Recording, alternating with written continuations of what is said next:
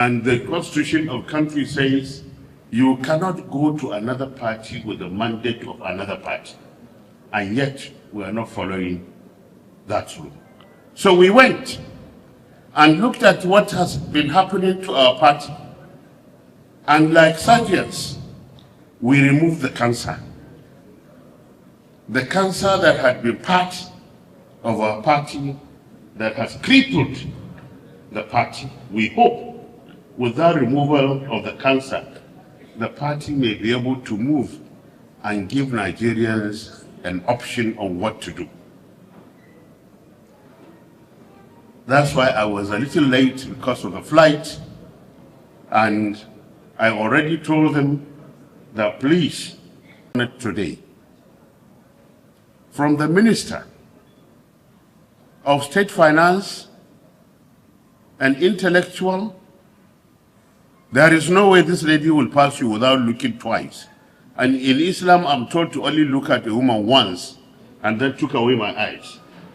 But in her case, believe me, I just put my eyes there. I say, God in His infinite mercy has done very well. Our royal fathers who are here, distinguished ladies and gentlemen, I adopt the protocol as established by the MC. Let me, before we go on to the main issue, sincerely apologize. It was my intention that this program should have started at 5 o'clock. Whether we were 10 people or 20 people, but I was one of those mechanics, or rather surgeons, that had to be in Ibadan yesterday, against all odds. We had a court here who said we must not go, and a court in Ibadan who said we must come. So we decided to take the one of the Ibadan, since the venue is Ibadan, and we went. And we are very lucky that not only have we panel beaten our platform, our vehicle, that will give Nigerians an alternative, an option.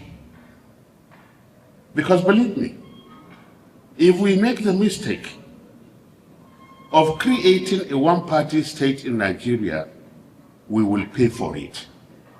So it's good that we give an alternative to people. But that does not say that if people decide to go one way, we must really accept it.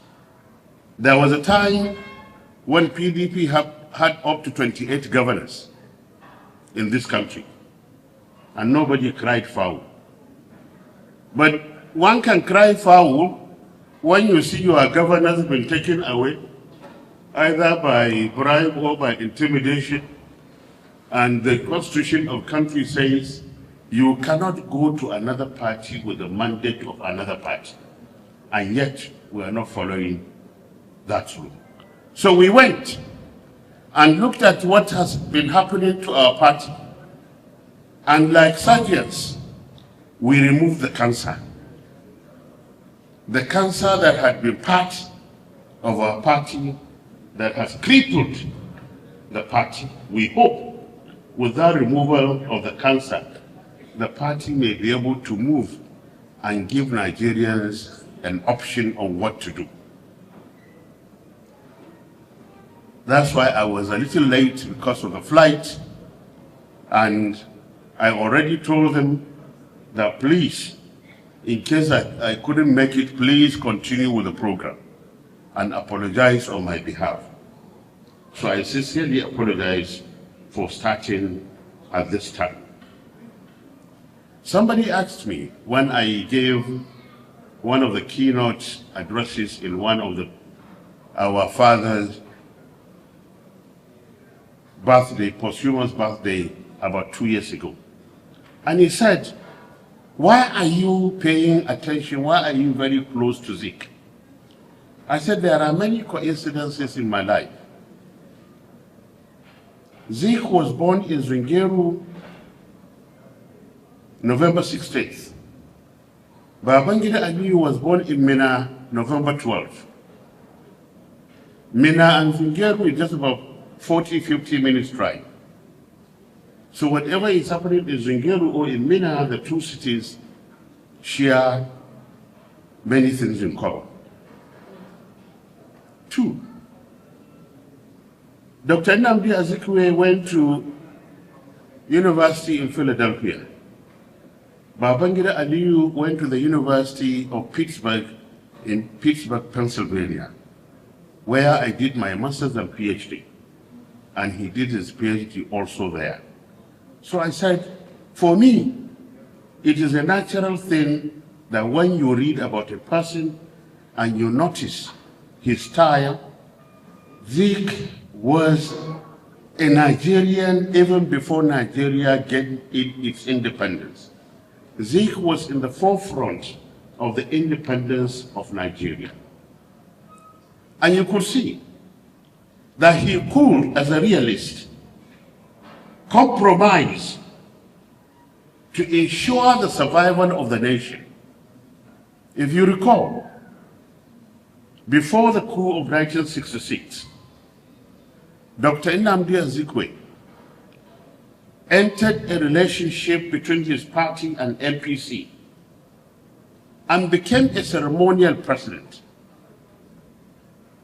And indeed, during the Second Republic, again, his party and MPN came to ensure that Nigeria remains one. Therefore, anybody who, for whatever reason, is in love, regardless of your suffering, we must love our country.